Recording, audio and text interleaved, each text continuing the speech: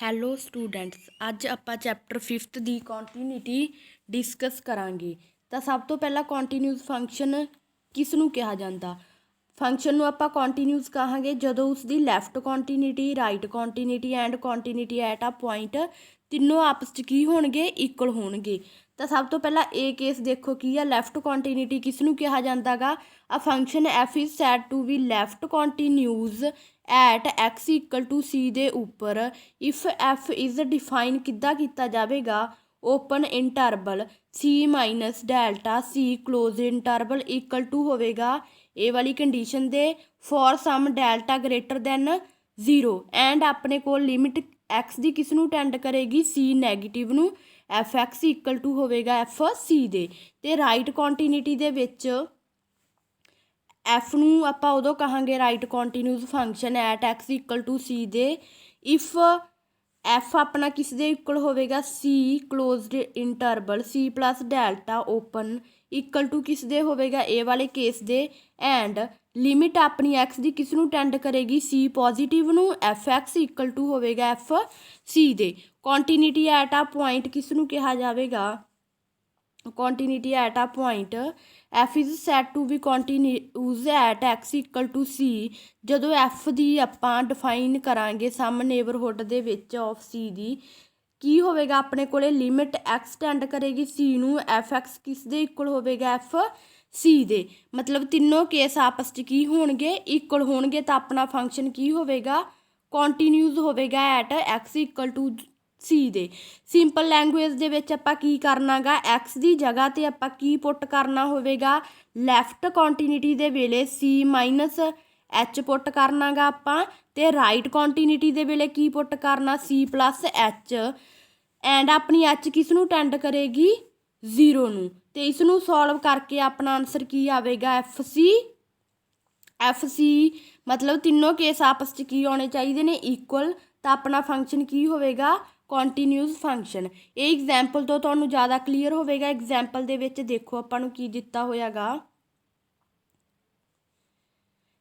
ਆਪਾਂ ਡਿਸਕਸ ਕਰਨੀ ਆ continuity function f x equal to x ਦੇ ਮੋਡ ਦੀ ਐਟ ਐਕਸ ਇਕੁਅਲ ਟੂ 0। ਆਪਾਂ ਨੂੰ ਕੀ ਦਿੱਤਾ ਹੁੰਦਾ ਗਾ? X equal to c. ਇੱਥੇ ਸੀ ਦੀ ਵੈਲਿਊ ਕਿੰਨੀ ਦਿੱਤੀ ਹੋਈ ਆ ਆਪਾਂ ਨੂੰ? 0। ਧਿਆਨ ਰੱਖਣਾ ਗਾ ਜਿੱਥੇ ਆਪਾਂ ਸੀ ਪੁੱਟ ਕਰਦੇ ਸੀ ਹੁਣ ਉਹਦੀ ਜਗ੍ਹਾ 'ਤੇ ਆਪਾਂ ਕੀ ਪੁੱਟ ਕਰਨਾ ਗਾ? 0 ਪੁੱਟ ਕਰਨਾ। ਅਤੇ ਆਪਣੀ ਐਕਸ ਦਾ ਮੋਡ ਕਿੱਦਾਂ ਬਾਹਰ ਆਵੇਗਾ? ਇੱਕ ਵਾਰ ਐਕਸ ਨੈਗੇਟਿਵ ਬਾਹਰ ਆਵੇਗਾ, ਇੱਕ ਵਾਰ ਪੋਜ਼ੀਟਿਵ। ਜਦੋਂ ਐਕਸ ਨੈਗੇਟਿਵ ਹੋਵੇਗਾ ਤਾਂ ਆਪਣਾ ਐਕਸ ਕੀ ਹੋਵੇਗਾ? Less than 0। ਅਤੇ ਗ੍ਰੇਟਰ ਦੈਨ ਇਕੁਅਲ ਟੂ 0 ਦੇ ਸਮੇਂ ਐਕਸ ਦੀ ਵੈਲਿਊ ਕੀ ਹੋਵੇਗੀ? ਪੋਜ਼ੀਟਿਵ ਐਕਸ ਹੋਵੇਗੀ। ਤਾਂ ਹੁਣ ਆਪਾਂ ਇਹਨਾਂ ਦੀ ਲਿਮਿਟ ਚੈੱਕ ਕਰਾਂਗੇ ਲੈਫਟ ਵਾਲੀ ਅਤੇ ਰਾਈਟ ਵਾਲੀ। ਲੈਫਟ ਦੇ ਵਿੱਚ ਕੀ ਪੁੱਟ ਕਰਨਾ ਹੁੰਦਾ ਆਪਾਂ? ਸੀ ਮਾਈਨਸ ਵਾਲਾ ਕੇਸ। ਸੀ ਮਾਈਨਸ ਦੀ ਜਗ੍ਹਾ 'ਤੇ ਸੀ ਦੀ ਜਗ੍ਹਾ 'ਤੇ ਆਪਾਂ 0 ਪੁੱਟ ਕਰਨੀ ਆ।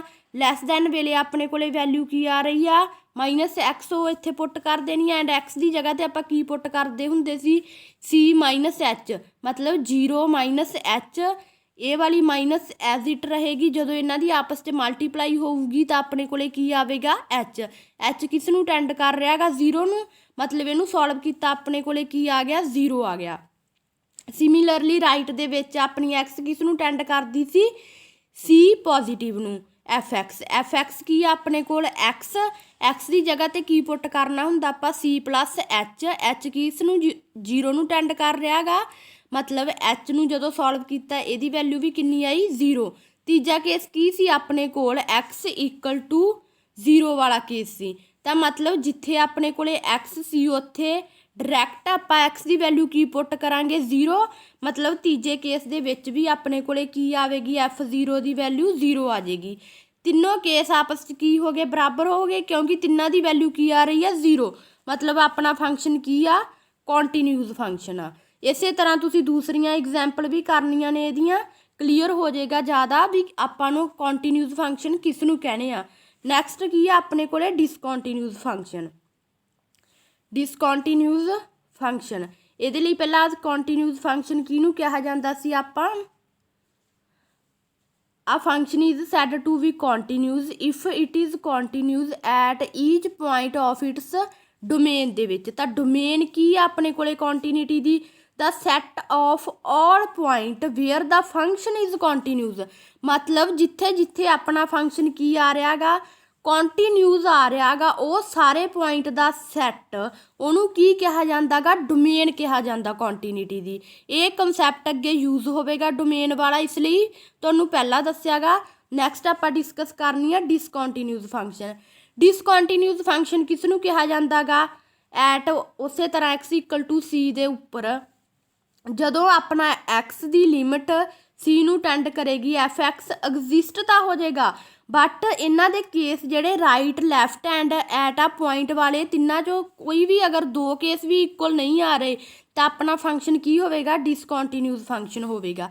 ਜਾਂ ਫਿਰ ਆਪਣੀ f(x) ਦੀ ਲਿਮਿਟ ਹੀ ਐਗਜ਼ਿਸਟ ਨਹੀਂ ਕਰੇਗੀ, ਜਿੱਦਾਂ 1/x x ਦੀ ਜਗ੍ਹਾ 'ਤੇ ਆਪਾਂ ਪੁੱਟ ਕਰਨਾ ਹੁੰਦਾ ਗਾ c - h ਤੇ ਇੱਥੇ ਕੀ ਆਵੇਗਾ ਇਹਨੂੰ ਸੋਲਵ ਕਰਨ ਤੋਂ ਬਾਅਦ 1/0, ਮਤਲਬ ਇਹਨੂੰ ਆਪਾਂ ਸੋਲਵ ਹੀ ਨਹੀਂ ਕਰ ਰਹੇਗੇ, ਇਹ ਕੇਸ ਕੀ ਆ ਡਜ਼ ਨੋਟ ਐਗਜ਼ਿਸਟ, ਤਾਂ ਆਪਣਾ ਫੰਕਸ਼ਨ ਕੀ ਹੋਵੇਗਾ ਡਿਸਕੰਟੀਨਿਊਸ ਫੰਕਸ਼ਨ ਹੋਵੇਗਾ। ਇਹਦੀ ਐਗਜ਼ਾਮਪਲ ਦੇਖੋ ਨੀਚੇ ਆਪਾਂ ਨੂੰ f(x) ਦਿੱਤਾ ਹੋਇਆ ਗਾ 1 3 1 ਕਦੋਂ ਆਉਂਦੀ ਹੈ ਵੈਲਿਊ ਜਦੋਂ x ਲੈਸ ਦੈਨ ਆ 0 ਤੋਂ, ਐਂਡ 3 - x ਕਦੋਂ ਆ ਰਹੀ ਹੈ ਜਦੋਂ x ਗ੍ਰੇਟਰ ਦੈਨ ਤੇ ਇਕੁਅਲ ਟੂ ਆ 0 ਦੇ। ਤਾਂ ਆਪਾਂ ਨੂੰ ਉਸੇ ਤਰ੍ਹਾਂ c ਦੀ ਵੈਲਿਊ ਕੀ ਦਿੱਤੀ ਹੋਈ ਆ 0, ਤਾਂ ਹੁਣ ਆਪਾਂ ਇਹਨੂੰ ਸੋਲਵ ਕਰਾਂਗੇ। ਸਭ ਤੋਂ ਪਹਿਲਾਂ ਲੈਫਟ ਕੰਟੀਨਿਊਟੀ ਨੂੰ ਸੋਲਵ ਕਰਾਂਗੇ। ਲੈਫਟ ਵੇਲੇ x ਟੈਂਡ ਕਰੇਗਾ ਮਾਈਨਸ ਦੇ 0 ਨੂੰ f(x), ਤਾਂ f(x) ਦੀ ਵੈਲਿਊ ਲੈਸ ਦੈਨ ਵੇਲੇ ਕੀ ਆ ਰਹੀ ਆ 1, ਮਤਲਬ ਡਾਇਰੈਕਟ ਕੀ ਆਵੇਗੀ 1। ਪੋਜ਼ੀਟਿਵ ਦੇ ਵੇਲੇ ਆਪਣੇ ਕੋਲੇ ਕੀ ਹੋਵੇਗਾ f(x) ਦੀ ਵੈਲਿਊ ਕੀ ਆ 3 - x, ਮਤਲਬ 3 - x x ਦੀ ਜਗ੍ਹਾ 'ਤੇ ਆਪਾਂ ਪੁੱਟ ਕਰਨਾ ਗਾ c + h, c ਦੀ ਵੈਲਿਊ 0, ਮਤਲਬ 0 + h, h ਕਿਸ ਨੂੰ ਟੈਂਡ ਕਰ ਰਿਹਾ 0 ਨੂੰ, ਮਤਲਬ ਇਹਨੂੰ ਸੋਲਵ ਕੀਤਾ ਆਪਣੇ ਕੋਲੇ ਕੀ ਆ ਗਿਆ 3 ਆ ਗਿਆ। ਨੈਕਸਟ ਦੇ ਵਿੱਚ ਆਪਾਂ f(x) ਦੇ ਵਿੱਚ x ਨੂੰ = 0 ਵਾਲਾ ਕੇਸ ਅਪਲਾਈ ਕਰਾਂਗੇ। x ਦੀ ਜਗ੍ਹਾ 'ਤੇ ਡਾਇਰੈਕਟ 0 ਪੁੱਟ ਕਰਨੀ ਆ, ਮਤਲਬ ਆਪਣੇ ਕੋਲੇ ਵੈਲਿਊ ਕੀ ਆ ਗਈ 3। ਇਹਦੇ ਵਿੱਚ ਦੇਖੋ ਆਪਣੇ ਕੋਲ ਲੈਫਟ ਕੰਟੀਨਿਊਟੀ ਦੀ ਵੈਲਿਊ ਕੀ ਆ ਰਹੀ ਸੀ 1, ਦੂਜਿਆਂ ਦੀ ਆ ਰਹੀ ਆ 3 ਤੇ 3, ਮਤਲਬ ਆਪਣਾ ਲੈਫਟ ਵਾਲਾ ਕੇਸ ਇਕੁਅਲ ਨਹੀਂ ਆ ਰਿਹਾ ਹੈਗਾ, ਤਾਂ ਇਹ ਫੰਕਸ਼ਨ ਕੀ ਆ ਆਪਣੇ ਕੋਲ ਡਿਸਕੰਟੀਨਿਊਸ ਫੰਕਸ਼ਨ ਆ। ਨੈਕਸਟ ਵਾਲੀ ਐਗਜ਼ਾਮਪਲ ਦੇ ਵਿੱਚ ਵੀ ਦੇਖੋ ਆਪਾਂ ਨੂੰ f(x) ਫੰਕਸ਼ਨ ਦਿੱਤਾ ਹੋਇਆ ਹੈਗਾ 2x - 1, x ਲੈਸ ਦੈਨ 0, ਮਤਲਬ ਆਪਣੇ ਕੋਲੇ c ਦੀ ਵੈਲਿਊ ਕੀ ਆ 0 ਉਸੇ ਤਰ੍ਹਾਂ, ਐਂਡ ਆਪਣੇ ਕੋਲੇ f(x) ਦੇ ਵਿੱਚ 2x + 1 ਆ ਰਿਹਾ ਜਦੋਂ x ਗ੍ਰੇਟਰ ਦੈਨ ਆ ਤੇ ਇਕੁਅਲ ਟੂ ਆ 0 ਦੇ। ਤਾਂ ਹੁਣ ਆਪਾਂ ਇਹਦਾ ਲੈਫਟ ਵਾਲਾ ਕੇਸ ਡਿਸਕਸ ਕਰਾਂਗੇ। ਲੈਫਟ ਵਾਲੇ ਦੇ ਵਿੱਚ ਉਸੇ ਤਰ੍ਹਾਂ ਜਿਵੇਂ ਪਹਿਲਾਂ ਕਰਦੇ ਸੀ ਆਪਾਂ c ਮਾਈਨਸ ਨੂੰ ਟੈਂਡ ਕਰੇਗਾ, ਇਹਨੂੰ ਸੋਲਵ ਕਰੋਗੇ ਜਦੋਂ ਆਪਣੇ ਕੋਲੇ ਆਨਸਰ ਕੀ ਆਵੇਗਾ -1। ਉਦੋਂ ਬਾਅਦ ਆਪਾਂ ਰਾਈਟ ਵਾਲੀ ਕੰਟੀਨਿਊਟੀ ਨੂੰ ਸੋਲਵ ਕਰਾਂਗੇ, ਉਹਦਾ ਆਨਸਰ ਕੀ ਆ ਰਿਹਾ ਆਪਣੇ ਕੋਲੇ 1, ਤਾਂ -1 ਤੇ 1 ਨੋਟ ਇਕੁਅਲ, ਤਾਂ ਇਸ ਤੋਂ ਆਪਣੇ ਕੋਲੇ ਕੀ ਹੋਇਆ ਫੰਕਸ਼ਨ ਡਜ਼ ਨੋਟ ਐਗਜ਼ਿਸਟ, ਤਾਂ ਫੰਕਸ਼ਨ ਆਪਣਾ ਕੀ ਹੋ ਗਿਆ ਡਿਸਕੰਟੀਨਿਊਸ ਹੋ ਗਿਆ। ਇਸੇ ਤਰ੍ਹਾਂ ਤੁਸੀਂ ਦੂਸਰੀਆਂ ਐਗਜ਼ਾਮਪਲ ਟਰਾਈ ਕਰਨੀਆਂ ਨੇ। ਅਗਰ ਕੋਈ ਡਾਊਟ ਹੋਇਆ ਤਾਂ ਮੈਨੂੰ ਦੱਸ ਦੇਣਾ, ਕਰਵਾ ਦਾਂਗੀ। Thank you.